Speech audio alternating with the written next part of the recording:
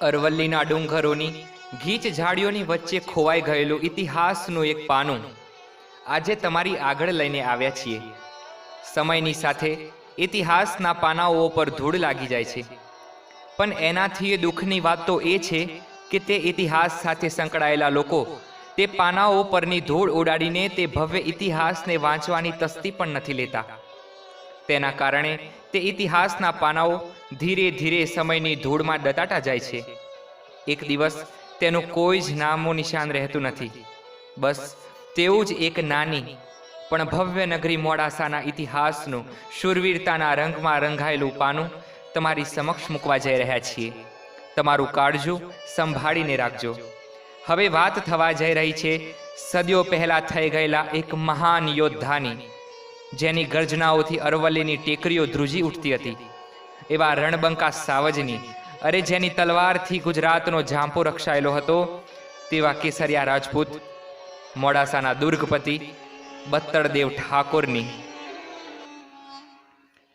આ એ વખતની વાત છે જ્યારે ગુજરાતની ધરતીને માથે કોઈ મહાન સામ્રાજ્ય જેવી લાગતી પાટણ નગરીના હજારો ટોડલાઓ પર રોપેલા સુવર્ણ દંડો પર ફરકતી સોલંકીઓની ધીંગ ધજાઓની છત્રછાયા નીચે પાટણનો નાથ, પાટણનો પતિ રાયકર્ણ વાઘેલો સોનાના હિંડોળે ઝૂલીને પોતાના રાજપાટ નિભાવતો હતો। આ એ સમય હતો જ્યારે હિન્દુસ્તાનની ધરતીને આતતાઈઓની નજર લાગી હતી। દિલ્હી પર પોતાની હુકુમત કાયમ કરવા ખૂની ખેલો ખેલાઈ રહ્યા હતા। એવો જ એક ખૂની ખેલ ખેલાયો, વિશ્વાસઘાતનો। અલાઉદ્દીન ખિલજીએ દિલ્હીના બાદશાહ જલાલુદ્દીન ખિલજીની હત્યા કરીને દિલ્હીની ગાદી પચાવી પાડી। દિલ્હીના તખ્ત પર બેસીને ખિલજી પોતાને સિકંદરે સાની કહેડાવા લાગ્યો। ખિલજીની નજર ભારતના મોટા મોટા સામ્રાજ્યો ઉપર પડવા લાગી। તેને ઠેર ઠેર હુમલાઓ કરીને આસપાસના રાજ્યો લૂંટવા માંડ્યા। જ્યાં ત્રાટકે ત્યાં ખંડેર કરવા માંડ્યા। ગામોના ગામ ઉજ્જડ થવા લાગ્યા, મંદિરો તૂટવા માંડ્યા। પોતાનો કાળો કેર તેને વરસાવવાનો શરૂ કરી દીધો હતો। તેના આવા આતંકનો પડઘો ભારતના ખૂણે ખૂણે ગાજતો થઈ ગયેલો। પાટણ જેવા મહાન સામ્રાજ્યની ભવ્યતા ખિલજીને આંખે ચઢી હતી। તેનું લાલચુ મનના તરાજવામાં પાટણનો ખજાનો તોલાવા માંડ્યો હતો। જ્યારે અહીં આ બાજુ પાટણની ધરતી પર પણ યુદ્ધના વાદળો ઘેરાવા માંડ્યા હતા। ખિલજી ગમે ત્યારે ત્રાટકી શકે એમ હતો। એક દિવસની ધરતી સાંજે પાટણના મહેલની અગાશીમાં ઊભા રહીને રાયકર્ણ વાઘેલો આથમણી દિશામાં દેખાતા ડૂબતા સૂરજ સામે એકી નજરે જોઈ રહ્યો હતો। કદાચ ભવિષ્યમાં દિલ્હીથી આવનારા આ ખિલજીઓના વંટોળનું અનુમાન લગાવી રહ્યો હતો। સાંજ વધુને વધુ ભેંકાર મારતી થઈ રહી હતી। આકાશ પણ સુમસામ પડ્યું હતું। પવન પણ જાણે થંભી જઈને પાટણ નગરીની ચિંતામાં અને ઉદાસીમાં વધારો કરી રહ્યો હતો।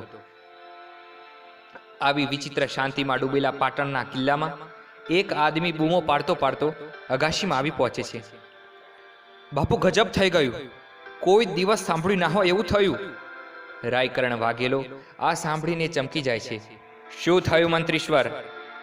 બાપુ, મને તો કહેતા પણ શરમ આવે છે, મારી જીભ કપાય છે બાપુ, ધરતીને કલંક લગાડ્યો છે। આટલું સાંભળતા તો રાયકર્ણ વાઘેલાની આંખો લાલ થાય છે। જરા ઊંચા અવાજે પૂછે છે, શું થયું મંત્રીશ્વર? કોને ધરતીને કલંક લગાડ્યો? દેવગીરીએ બાપુ, મહાન સામ્રાજ્ય દેવગીરીને ખિલજીઓએ ખંડેર કરી નાખ્યું। ધોળા દાડે ખિલજીએ દેવગીરી લૂંટ્યું। આટલું સાંભળતા તો રાયકર્ણ વાઘેલાના કાળજામાં ફાડ પડી। હે? દેવગીરી લૂંટાયું? શું બકવાસ કરો છો મંત્રીશ્વર? દેવગીરી જેવું દેવગીરી લૂંટાયું, એ પણ ખિલજીઓને હાથે? ના ના, તમારે કોઈ ભૂલ થતી લાગે। દેવગીરીનો ધણી રામચંદ્ર યાદવ જોઈ રહે એવો તો નથી, અને એની પાસે તો કેટલી મોટી સેના છે। યુદ્ધમાં તીરો તલવારો વડે લડી શકે તેવા કેળવાયેલા હાથીઓની સેનાથી તે ધારે યુદ્ધ જીતી શકે એમ છે, અને તમે કહો છો કે દેવગીરી લૂંટાયું? ના ના, બને જ નહીં। બને બાપુ, બધુંય બને। ખિલજી દેવગીરીના પ્રખ્યાત 500 મણ મોતી ને 1000 મણ રૂપું લઈ ગયો છે, ને એનાથી પણ બીજા દુઃખના સમાચાર એ છે કે… આટલું બોલીને મંત્રી અટકી જાય છે। બોલો મંત્રીશ્વર, આનાથી બીજા કોઈ ભૂંડા સમાચાર સંભળાવવાના બાકી છે કે શું? હા બાપુ, બીજું તો કોઈ દિવસ સાંભળ્યું ના હોય એવું થયું છે. જલ્દી બોલો મંત્રીશ્વર. બાપુ, રજપૂતાઈને કલંક લાગ્યો. દેવગીરી ખાલી લૂંટાયું નથી, દેવગીરી નમ્યું પણ છે. દેવગીરીનો રાજા રામચંદ્ર યાદવ ખીલજી આગળ નમ્યો પણ છે બાપુ, નમ્યો.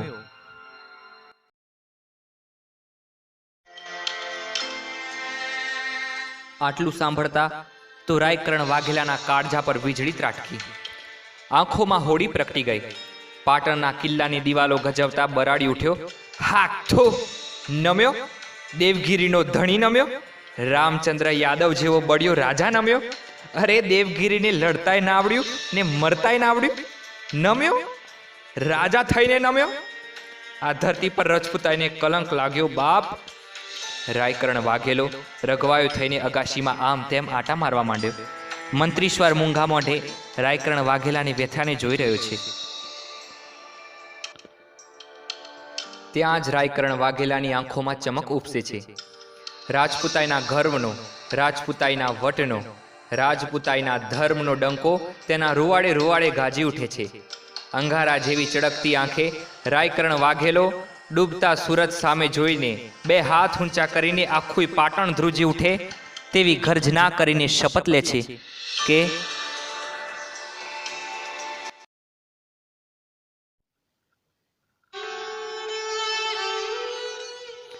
હું પાટણનો પતિ, પાટણનો નાથ રાયકરણ વાઘેલો ભગવાન સોમનાથની શાખે, ભગવાન સૂરજની શાખે અને સોલંકીઓના આ અણનમ સિંહાસનની શાખે પ્રતિજ્ઞા કરું છું કે ખિલજી ભલે લાખોનું લશ્કર લઈને પાટણ પર તૂટી પડે, પાટણ ખપી જશે, પાટણની આ ભવ્ય નગરી કાંકરો કાંકરો થઈને ભલે ખરી પડે, પણ પાટણ ખિલજી આગળ તો નહીં જ નમે. આખું પાટણ સળગીને ભલે રાખ બનીને ઉડી જાય, પણ પાટણ કાલે અણનમ હતું ને આજે અણનમ છે ને રહેવાનું. કાંઈ કહેતા કાંઈ જ મારી પાસે નહીં રહે. મારો કિલ્લો, મારો મહેલ, મારો પરિવાર, મારી પ્રજા કશું જ મારી પાસે નહીં રહે. છતાંય પાટણ અણનમ રહેશે, પાટણનું સિંહાસન અણનમ રહેશે.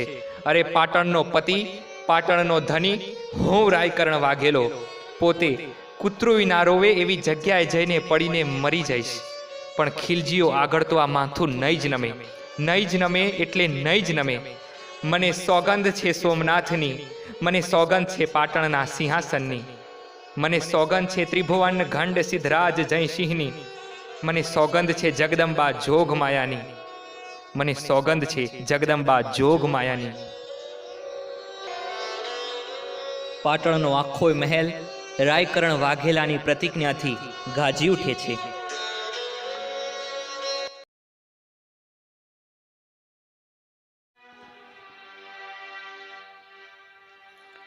પાટણપતિ મંત્રીશ્વરને હુકમ આપે છે, મંત્રીશ્વર યુદ્ધની તૈયારી કરવા માંડો.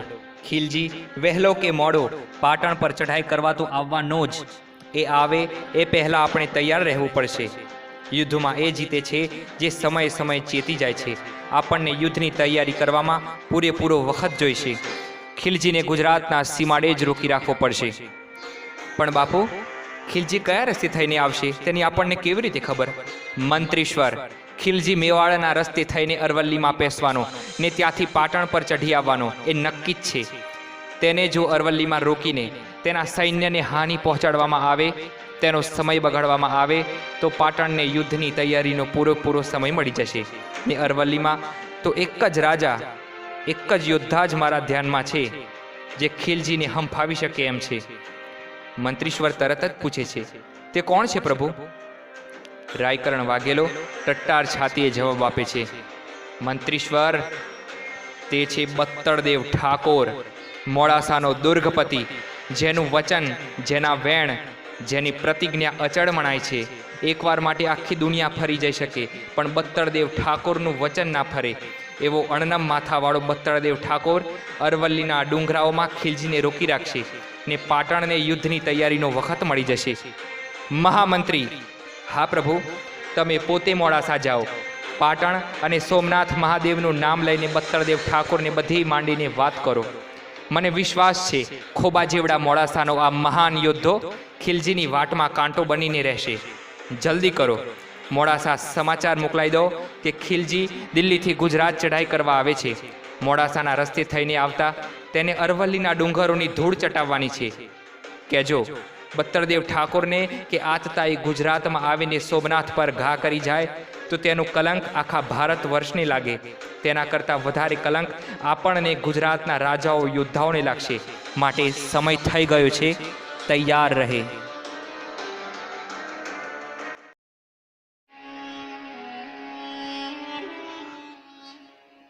પાટણથી રાયકરણ વાઘેલાનો સંદેશો લઈને પાટણનો મંત્રી પોતે મોડાસા જાય છે. અરવલ્લીની ગિરિમાળાઓની વચ્ચે ઢબુરાઈને બેઠેલું મોડાસા જોઈને પાટણના મંત્રીશ્વરના મનમાં શંકા જાગે છે કે આવડું નાનું મોડાસા ખિલજીની દરિયા જેવી ફોજનો સામનો કરી શકશે, અને સામનો કરે તો પણ કેટલો વખત રોકી શકશે. આવા અનેક સવાલો મનમાં લઈને તે મોડાસાના દુર્ગમાં જાય છે. દુર્ગમાં બત્તરદેવ ઠાકોરને સમાચાર પહોંચાડવામાં આવે છે કે પાટણના મંત્રીશ્વર પોતે પાટણથી કંઈક સંદેશો લઈને આવ્યા છે. બત્તરદેવ ઠાકોર અણનમ મસ્તકે ટટ્ટાર છાતીએ મંત્રીશ્વર સમક્ષ આવીને ઊભા રહે છે. બત્તરદેવ ઠાકોરની કદ કાઠી જોઈને જ મંત્રીશ્વરના ભવા ખેંચાઈ જાય છે. જાણે અરવલ્લીનો કોઈ ડુંગર પોતાની આગળ આવીને ઊભો રહી ગયો હોય તેવું તેને લાગ્યું. બત્તરદેવનો ભારે ભરખમ ચહેરો જોઈને જ મહામંત્રી સમજી ગયો કે અમુક લોકો દુનિયા પર અણનમ રહેવા જ પેદા થયા હોય છે. તેની અંગારા જેવી ચમકતી આંખો કહી આપતી હતી કે આ બત્તરદેવ ઠાકોરના જીવનમાં નમી જવું, નમવું કે નમ્યું જેવા શબ્દો જ નથી. તેના હોઠો પરની ફરકતી મૂછો સાબિતી આપતી હતી કે આ મૂછો તેને કાંઈ હોઠોને છાંયડા કરવા નથી રાખી.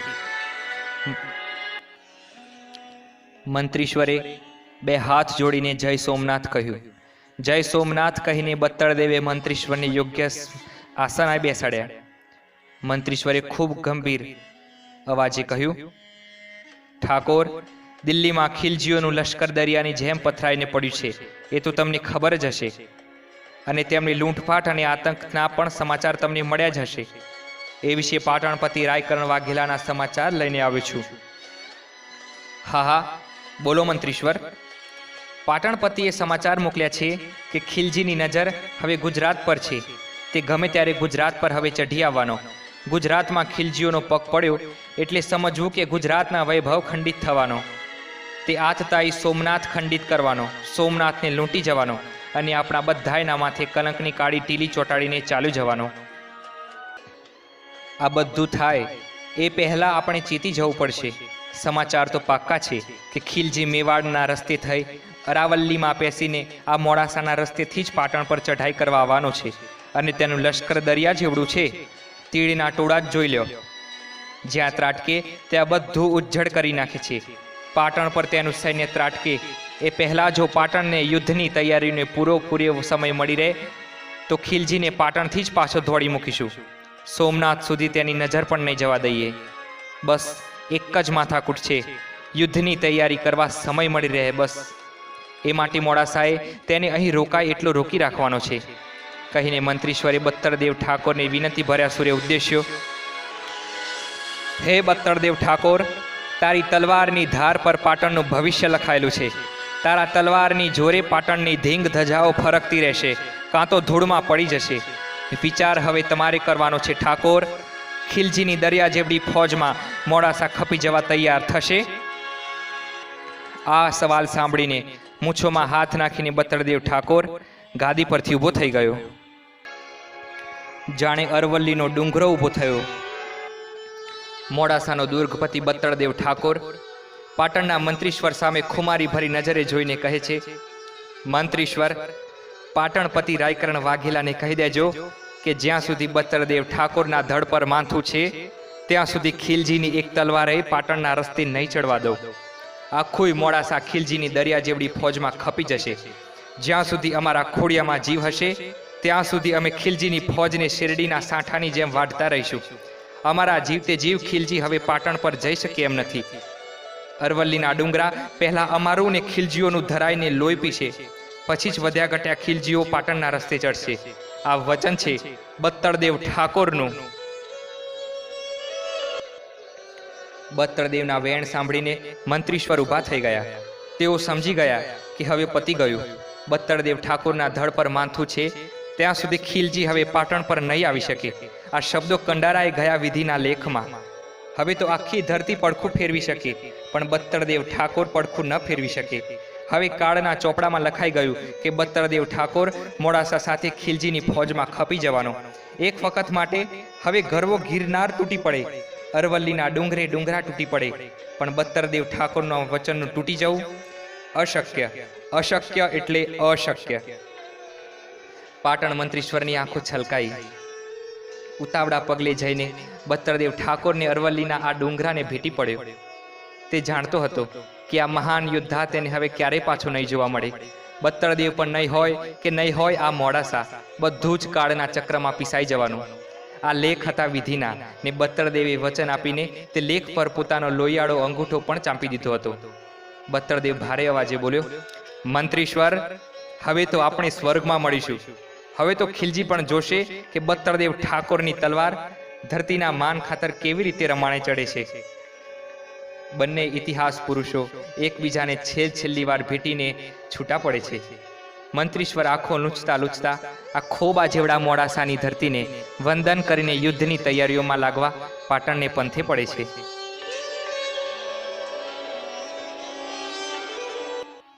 થોડા દિવસ પછી એક સાંજે બત્તરદેવ ઠાકોર મોડાસાના દુર્ગ પર ઊભા રહીને ઉત્તર દિશા તરફ તાકી રહ્યો છે.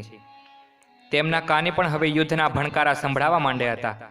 તેને અચાનક દૂર દેખાતી ક્ષિતિજ પર કંઈક વાદળો જેવું ઉઠતું નજરે પડે છે. આંખો ઝીણી કરીને જોવે છે તો ધૂળકોટ દેખાય છે. દૂરથી વંટોળ આવી રહ્યું હોય તેવું તેને લાગે છે. તે સ્થિર આંખે તે ઉઠતી દોડીને જોઈ રહે છે. તરત જ બૂમ પાડે છે, અલ્યા કેસરજી, જલ્દી અહીં આવો તો. કેસરજી તરત જ બત્તરદેવ પાસે આવી જાય છે. સામેની દિશા તરફ આંગળી ચીંધીને પૂછે છે, જુઓ તો તે કઈ ધૂળના વાદળો ઉઠતા હોય એવું દેખાય છે. કેસરજી જોઈને તરત જ બોલી ઉઠ્યો, હા બાપુ, આ તો ફોજ આવતી લાગે છે. ખીલજી તેનું મોટું લશ્કર લઈને મોડાસા તરફ ધસી આવતો લાગે છે. નગરમાં ઢંઢેરો પીટાઈ દેવો પડશે કે યુદ્ધ આવી રહ્યું છે. બત્તરદેવ મૂછોમાં હાથ નાખીને બોલ્યો, કેસરજી, એમ પણ સાદ ન ખાવજો કે મૃત્યુનો મહા ઉત્સવ આવી રહ્યો છે. કેસરજી બત્તરદેવ સામે કરુણ નજરે જોઈ રહ્યો. શું જોવો છો કેસરજી? આ સામે પેલી ઉડે છે એ ધૂળ નહીં પણ ગુલાલ છે. મૃત્યુના મહા ઉત્સવનો ગુલાલ. તૈયારી કરવા માંડો. પરમ દિવસ તો અહીં રાખના ઢગલા હશે. જાઓ, ઉતાવળ કરો. જય માતાજી.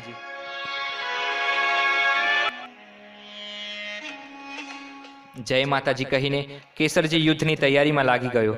રાત અને દિવસ તૈયારીઓમાં ગયા ને જે મૃત્યુના અવસરની ઠાકોર રાહ જોઈ બેઠા હતા તે અવસર ઉંબરે આવીને ઊભો રહી ગયો.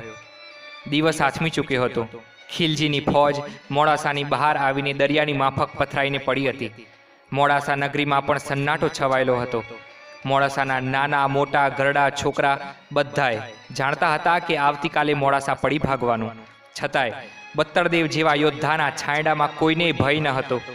બધાય જાણે લડવા માટે થનગણી રહ્યા હતા. મોડાસાનું નામ ઇતિહાસમાં પોતાના લોહીથી લખવા માટે ઉત્સુક હતા. જ્યારે પેલી બાજુ ખીલજીની ફોજમાં બધાએ ખડખડાટ હસવા માંડ્યા જ્યારે તેમને ખબર પડી કે ફોજને જવા માટે બત્તરદેવ ઠાકોર મોડાસામાંથી રસ્તો નહીં આપે. બધાએ મશ્કરી કરવા માંડ્યા કે છેક દિલ્હીથી રસ્તાના રાજ્યો ચીરતા ચીરતા આવ્યા ને આ મુઠ્ઠી જેવડું મોડાસા આ દરિયા જેવી ફોજનો રસ્તો રોકશે. બધાએ વાતની મશ્કરી કરી રહ્યા હતા. ખીલજીઓ સમય બગાડવા માંગતા ન હતા. તેમને વહેલી તકે પાટણ લૂંટી લેવું હતું અને તેઓ મોડાસા સાથે ખોટી મગજમારી કરીને યુદ્ધ કરીને પોતાનો સમય બગાડવા માંગતા ન હતા. તે બત્તરદેવ પાટણ યુદ્ધ માટે તૈયાર થાય એ માટે ખીલજીનો સમય બગાડવા માંગતો હતો. તેની ફોજને થાય એટલી હાનિ પહોંચાડવા માંગતો હતો. ખીલજીઓએ બે કિંમતી હીરા મોડાસાના દુર્ગપતિ બત્તરદેવ ઠાકોરને મોકલીને સંદેશો મોકલાવ્યો કે અમે મોડાસા સાથે લડવા નથી માંગતા, અમને અહીંથી વગર લડાઈએ જવા દેવામાં આવે. ત્યારે બત્તરદેવ ઠાકોરે સામા સમાચાર મોકલ્યા કે આવા હીરા આપીને છોકરા છેતરાય. બત્તરદેવ નહીં, તને જો મોડાસામાંથી રસ્તો આપી દઉં તો મારા વંશને કલંક લાગે. અમારા જીવતે જીવ પાટણ જવાના સપના જોતો હોય તો ભૂલી જજે અને એટલું યાદ રાખજે તારો રસ્તો બત્તરદેવ ઠાકોરની તલવારે રોક્યો છે. સવારે તૈયાર રહેજો, અમે કેસરિયા કરીને કૂદી પડશું રણમાં.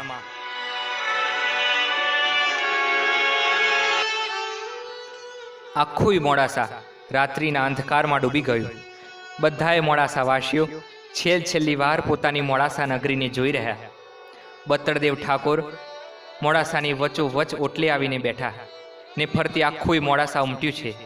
બત્તરદેવની આંખો પોતાની પ્રજા પર ફરી રહી છે, જેમ એક માની નજર દીકરા પર ફરે તેમ. આખું મોડાસા ચોરે ભેગું થયું છે. કોઈ ચૂં કે ચા કરતું નથી, બસ વિચિત્ર ભયંકાર જ ગાજી રહ્યો છે. ત્યારે બત્તરદેવ ઠાકોર ખૂંખારો ખાઈને બોલે છે, નગરજનો, આ રાત મોડાસાની છેલ્લી રાત છે. કાલે અહીં બધું ખંડેર થઈ જશે. પણ એક વસ્તુ મને બહુ કૂંચે છે કે આપણું મોડાસા દુશ્મનના આગ ઘોડાઓથી બળીને ખાખ થઈ જશે. ખિલજીઓના આગ ઘોડાથી મોડાસા સળગી જાય એના કરતાં આપણે જ આપણા હાથે આ મોડાસાને કાલે યુદ્ધ વખતે આગ ચાંપી દઈએ તો? ખિલજી જ્યારે મોડાસામાં પગ મૂકે ત્યારે તેને રાખના ઢગલા સિવાય કંઈ જ મળવું ના જોઈએ. શું તમે આ કરી શકશો? ચારે તરફથી ગગનભેદી અવાજો ઉઠ્યા. હા ઠાકોર, આપણું મોડાસા ખિલજીઓની મશાલોથી સળગે એના કરતાં અમે અમારી જાતે અમારા ઘરો ફૂંકી મારશું. ઠાકોર, અમે અમારી જાતે અમારા ઘરોને ફૂંકી મારશું.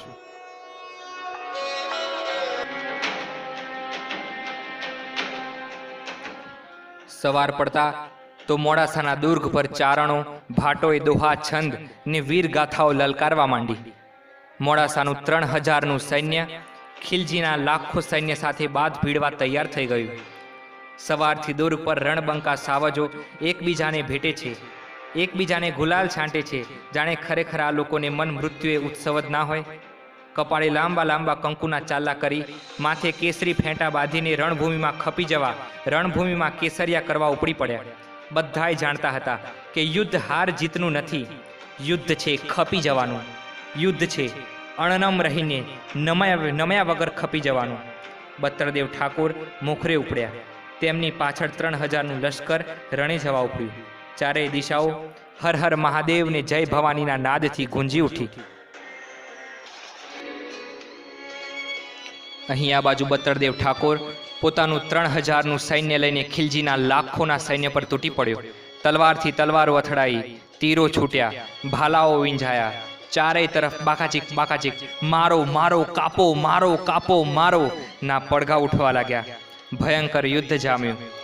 મોડાસાના રણકેસરીઓ ખિલજીની ફૌજનો સંહાર કરતા કરતા ખપવા માંડ્યા. અરવલ્લીના ડુંગરા લોહીથી રંગાવા માંડ્યા. પેલી બાજુ મોડાસાના સિંહણો જેવા બૈરાઓ પોતાના જ હાથે પોતાનું ઘર સળગાવવા માંડ્યા. મોડાસા ભડકે બળવા માંડ્યું. અને અહીં આ બાજુ રણે ઘોર ભયંકર યુદ્ધ જામ્યું. મોડાસાનો એક એક કેસરી 5 5 10 10ના માથા ઉતારીને ધરતી પર પડવા માંડ્યા. 3000માંથી 2000 ને 2000માંથી 1000 રહ્યા. 1000માંથી 500, 200, 100 ને અંતે 10-15 જ મોડાસાના સાવજો બચ્યા, જે એક સાથે ઘણા દુશ્મનો સાથે ઝઝૂમી રહ્યા હતા. ઘા ઝીલતા રહ્યા, ઘા વાળતા રહ્યા, ઘા મારતા રહ્યા. આ 10-15માં એક યોદ્ધો મરણિયો થઈને હજુય ઝઝૂમી રહ્યો હતો. તે હતો બત્તરદેવ ઠાકોર. બત્તરદેવ ઠાકોર મોડાસાનો દુર્ગપતિ હજુય દુશ્મનો સામે ઝઝૂમી રહ્યો હતો. તેની ચારેય ફરતે દુશ્મનો ઘેરાઈ વળ્યા હતા. શરીર લોહીથી રંગાઈ ગયું હતું, જાણે અરવલ્લીનો ડુંગરો લોહીથી નહાયો હતો. બત્તરદેવને લાગે છે કે હવે તેનાથી બહુ વખત જીવાય એમ નથી, એટલે જોરથી રણ મેદાનમાં બૂમ પાડે છે, અલ્યા કોઈ મારો ભાઈ જીવે છે? છેટેથી અવાજ આવે છે, હા બાપુ, હું કેસરજી હજુય વાઢું છું બધાને. બત્તરદેવ ફરી બૂમ પાડે છે, કેસરજી જલ્દી ત્યાંથી છટકી જા ને મારો એક સંદેશો પાટણ મોકલાવવાનો છે. આ સાંભળીને કેસરજી નવાઈ પામે છે. બાપુ, આ ટાણે તો કાંઈ સંદેશા હોતા હશે ને એ પાછા ઠેઠ પાટણ? એ હા ભાઈ, મારે મોકલાવો છે એક સંદેશો પાટણના પતિને, પાટણના ધણી રાયકરણ વાઘેલાને. મારી રણપંખીની સાંઢીને તું લઈ જા. સામો અવાજ આવે છે, બોલો બાપુ, શું સંદેશો આપવાનો છે? બત્તળદેવ સિંહની જેમ ગરજીને કહે છે, કેસરજી, પાટણપતિ રાયકરણ વાઘેલાને એટલું કહેજો કે હું તો ખોબા જેવડા મોડાસાનો ધની હતો, તોય ખીલજીઓ ઉપર તૂટી પડ્યો. તું તો પાટણનો નાથ છો, ગુર્જરપતિ છો, ભૂલથી આવા આતતાઈઓ આગળ નમતો નહીં હો. કહીને બત્તળદેવે જોરથી ઉમેર્યું, કેસરજી, રાયકરણ વાઘેલાને કહેજે, અલ્યા કેસરજી, રાયકરણ વાઘેલાને કહેજે કે બત્તળ મર્યો છે પણ નમ્યો નથી. કહેજે કે બત્તળ મર્યો છે પણ નમ્યો નથી. બત્તળ મર્યો છે પણ નમ્યો નથી. રાયકરણ વાઘેલાને કહેજે, બત્તળ મર્યો છે પણ નમ્યો નથી. આટલું સાંભળતા તો કેસરજીના છણનું લાખ રૂવાટા બેઠા થઈ જાય છે. દુશ્મનોના ઘેરાવાને તોડીને ત્યાંથી પાટણ સંદેશો આપવા છટકી જાય છે.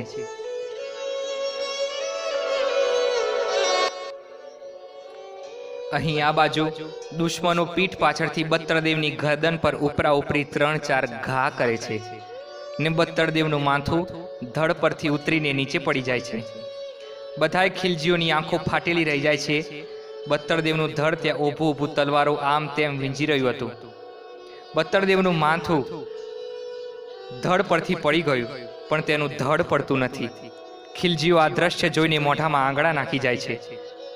થોડીવાર પછી જ્યારે બત્તળદેવનું ધડ નીચે પડે છે, ત્યારે પણ ખિલજીઓને તે ધડની નજીક જવાની હિંમત થતી નથી. ઘણાયના મોઢામાંથી નીકળી ગયું, કમાલનો યોદ્ધો હતો ભાઈ, મરવું ને ખપવું તે આનું નામ.